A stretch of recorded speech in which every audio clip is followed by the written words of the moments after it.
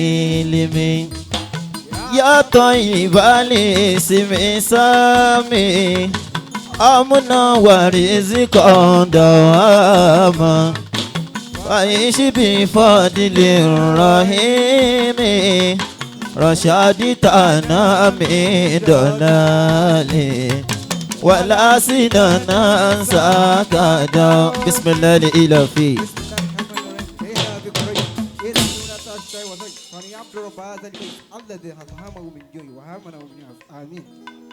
Awiye ko ma ba wori joko re. Allah.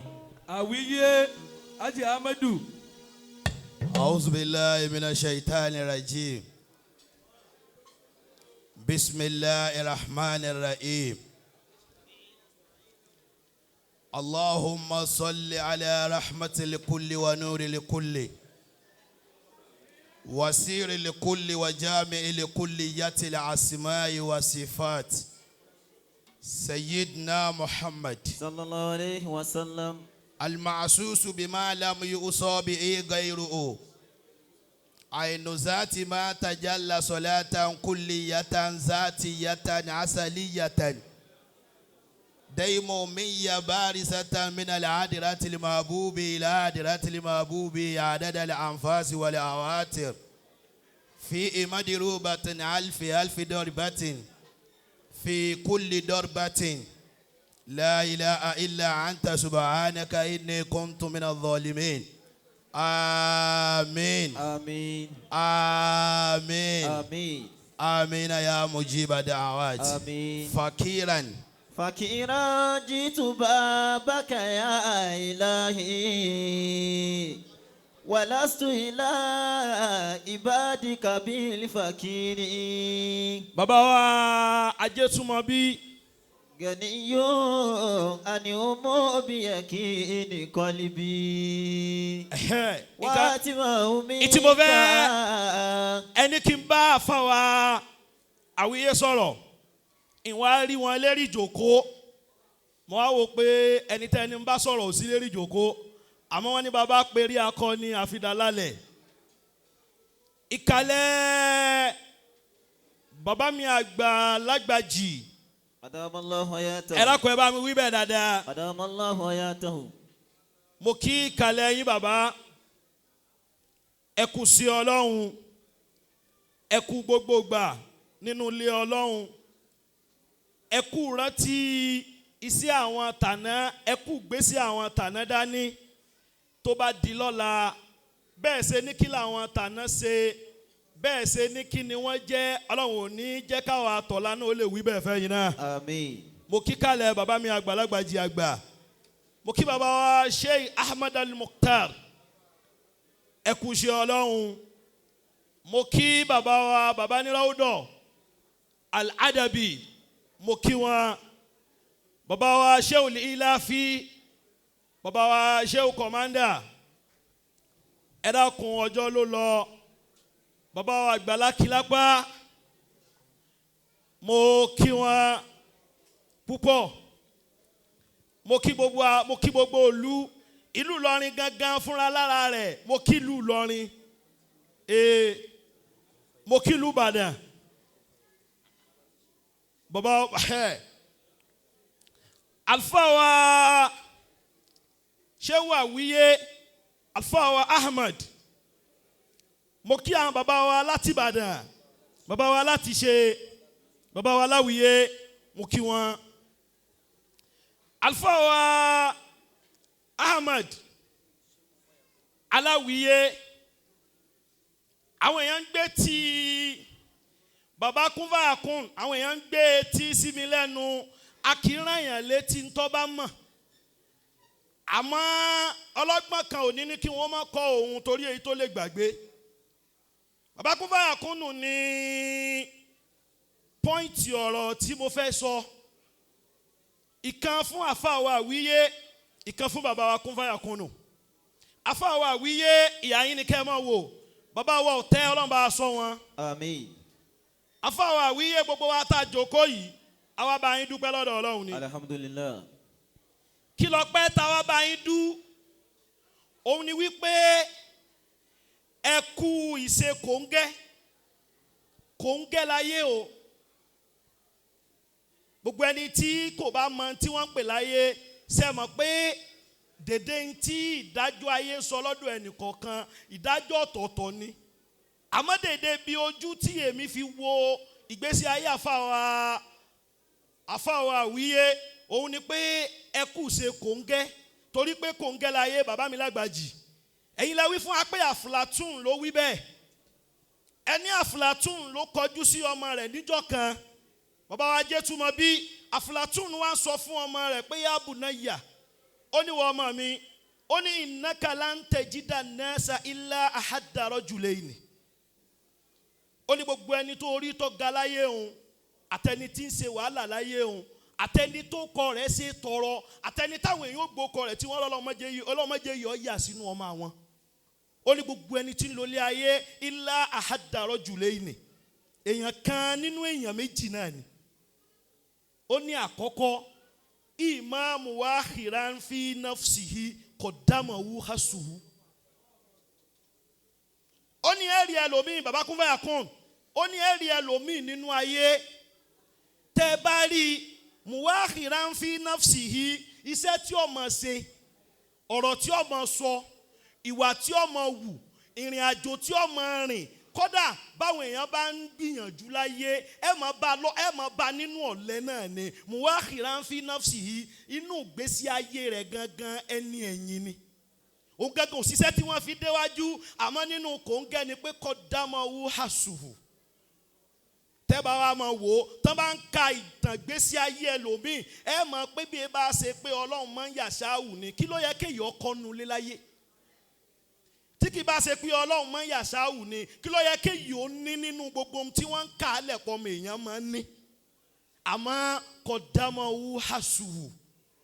Gbogbo yejú ẹni tó máa dúà ṣe wọ́n máa bá níwájú ni.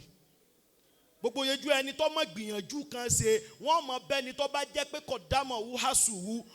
Àbáwá Awiye ẹ wá mọ̀ ṣe ni ẹ tún mọ̀ ṣe ni àní lónìí tá a rí yín nínú ẹni tó ṣe wípé qaddamahu hasuhu torí pé mọ̀mọ́ṣẹ́ ṣe ò lè pe gbogbo yejú ẹni tẹ́ pè yìí o.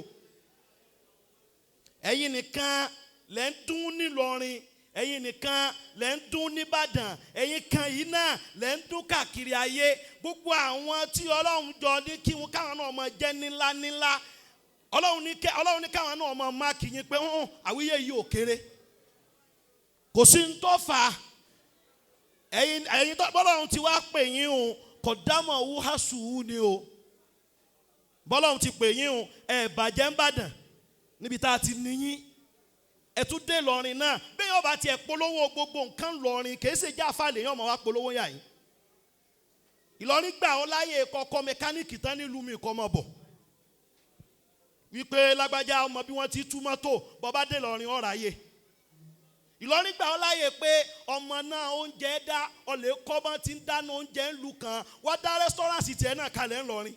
Ìlọrin ọ̀bọ̀ jẹ́ńjẹ rẹ̀ èèyàn wá gbé pé ọ̀rọ̀ ọmọ ọ̀rọ̀ kankan nínú ẹ̀bùn gbogbo tó rí kọ jẹ́ ọmọ pàdé ọ̀gá rẹ nílọrin ni o. Bọ́lá bá ní kẹ́ ẹ wà nínú Ìlọrin kí láfàwọ̀ Awiye kí wá lẹ fi wà nínú Ìlọrin tẹ́ ẹ fi mọ̀ lọ́rin ṣe kí lẹ fi wà nínú Ìlọrin tẹ́ ẹ fi ń gbérí àṣẹ ńtọ́lọ́ ń kọ́kọ́ bun Awiye tó fi jẹ́ pé qaddamahu hasuhu ni pé Awiye kọ́kọ́ ké Ìlọrin kó tó mọ̀ lò lọ́rin. Gbogbo ẹni tó bá kọ́kọ́ ké ibì kan kó tó máa lo bẹ̀ báríkà bẹ̀ ni ó máa rí. Awiye ọba yín tó wá ní kẹ́ mọ̀ ṣe. Nígbà tọ́lọ́run tún wá ṣàánú Awiye ó wá gbé Awiye pàdé aláàánú. Bàbá wa kún báyà kún àṣẹ ìwọ náà ayé ò ṣe dá ṣe o alọ́mọ̀yàn láyé fi dùn o alọ́mọ̀yàn ẹ dákun bọ́lọ́run ti tó láàyè rẹ̀ ṣebí kún fàyà kún lọ́lọ́run ṣebí máa pàṣẹ ni bàbá kún fàyà kún ẹ dákun yín bọ̀ yín tí dọ́dọ̀ yẹn ẹ̀jòkó ná ẹ̀jòkó bàbá ẹ mọ́ ti dìde ṣebí kún fàyà kún nù ṣebí lọ́lọ́run fi máa pàṣẹ bọ́lọ́run ti wá tó nínú ọlá rẹ̀ kí ló dé tí ń fa àwọn màláíkà tí ń ra àwọn màláíkà náà ṣe. A máa lè mọ̀yàn àṣẹ gbogbo wa náà tó ń gbégbé sí ayé kò bá ti dáa fún ọ jù báwọn lọ àìrẹ́nilẹ̀ mọ́ láyé ni o. Itulubuli nafsika dáhùn. Itulubuli nafsika. Jirana tujawiruhum. La tasilu daru atta yasilu aljaru. Itulubuli nafsika. Itulubuli nafsika. Iṣẹ́ tí bàbá àgbàlagbà jí ní kí n jẹ́ fún ọnu bàbá Mukhtar bàbá wa ní Ráúdọ̀ iṣẹ́ tẹ̀ ní kí n jẹ́ fún àwọn akẹgbẹ́ mi nu ìwọ náà kò bá ti dáa fún ọ lóòótọ́ lọ lẹ́bùn àmọ́ ọ̀rẹ́ ni tẹ̀lé kọjá yórí ọ. Itulubuli nafsika. Nígbà téèyàn jáde tó lóde tí wàá ń bi àwọn ajánásì rẹ̀ léèrè pé ẹgbọ́n ṣe mo sọ̀rọ̀ díẹ̀ lóde òun sáwọn sọ pọ̀ sọ̀rọ̀ ni. Itulubuli nafsika. Kéèyàn máa wá bi àwọn elégbè rẹ̀ léèrè pé ṣé mo kọrin dáadáa ń bẹ̀ òun àwọn onísọ́pọ̀ kọrin dáadáa àṣebẹ́jọ pinwó ni. Itulubuli nafsika. Local champion tó jẹ́ òun ni ò tí ì jẹ́ ká yé orí ọ ó yẹ kó lè lẹ́nìkan tí wọn náà tẹ̀lé láyé o. Irana tujawiruhum. Àwa àyàn láyé ni ẹni téèyàn bá wá láyé òun Itulubuli nafsika jirana tujawiruhum. Irana tujawiruhum. Àtẹ̀lé yàn láyé àwọn ẹnìkan tẹ̀lé láyé ni ìtẹ̀lé yàn láyé ìmọ̀ ajáyé yìí ó nítumọ̀ ni o. La tasiluhu daru atta yasilu aljaru. Kò sáyé ẹni tí ò dáa ayé yẹn ò lè dáa ayé yẹn ò lè nítumọ̀ kò sí tó lè já yóò nítumọ̀ àfi kéèyàn ó rẹ́ni re tẹ̀lé. Bàbá wa kún fáyà kún èmi fẹ́ lè jòkó nù. Bàbá wa Sheikh Abdul Qadiri oníkan bàbá wa Sheikh Abdul Malik Tejidini.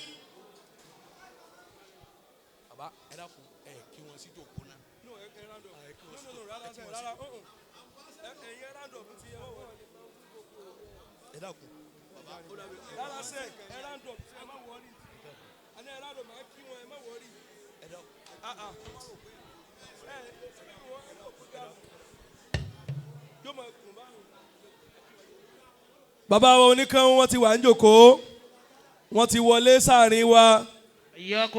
Bàbá wa gba ambassador Abdul Malik Abdul Jabbar Tejidini wọ́n ti wà ń bí yí pẹ̀lú wa. Sauti Arẹwà ìjọba Alikọ́sìmí àwọn náà channel of success wọ́n ti wọlé sáàrin wa. Ìjọba Alikọ́sìmí wọ́n ti wọlé sáàrin wa. Sheikh wa Tajudeen láti Jòrò wọ́n ti wà ń bí pẹ̀lú wa. Almiskin wọ́n ti wà ń bí. Bàbá wa gbà oníkanú bàbá mi dáadáa mò ń bọ̀ wá kí wọn dáadáa. Ambassador Abdul Malik Tejidini Ọlọ́run kó jẹ́ àárín yín pẹ́ ọlá nàbì. Àmín. Gbogbo àwọn àgbàlagbà tí wọ́n wọlé òun náà ni èmi náà kí wọn bí wọ́n ti kí wọn. Bàbá Kúnfàyà Kún Bàbá Kúnfàyà Kún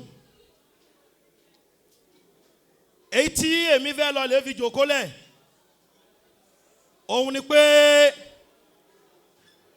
nígbà tí bàbá Kúnfàyà Kún kí àwọn èèyàn lọ́wọ́ tí wọ́n bá padà ń gbọ́n tí à ń wí yìí ó ní yẹfúnàlì ìbádù. Yẹfúnàlì ìbádù. Àfàwà Àwíyé ẹ dákun torí Ọlọ́run ẹ wá jòkólẹ̀ tẹ́ bá ti kí gbogbo àwọn bàbá tán. Wàlá tẹ̀fúnà sọ̀nà ìhò. Bàbá wa Kúnfàyà Kún ẹ tẹ́wọ́ níbi tẹ́ dúró sí mo fọlọ́run bẹ̀ yín. Yẹfúnàlì ìbádù. Bàbá Kúnfàyà Kún ara yín gangan bàbá sílé bàbá wa sílé bàbá wa sílé oníyẹfúnàlì ìbádù. Yẹfúnàlì ìbádù. Bàbá wa Kúnfàyà Kún ara yín ni kí kálukú ti mú wá sí o. Wàlá tẹ̀fúnà sọ̀nà ìhò.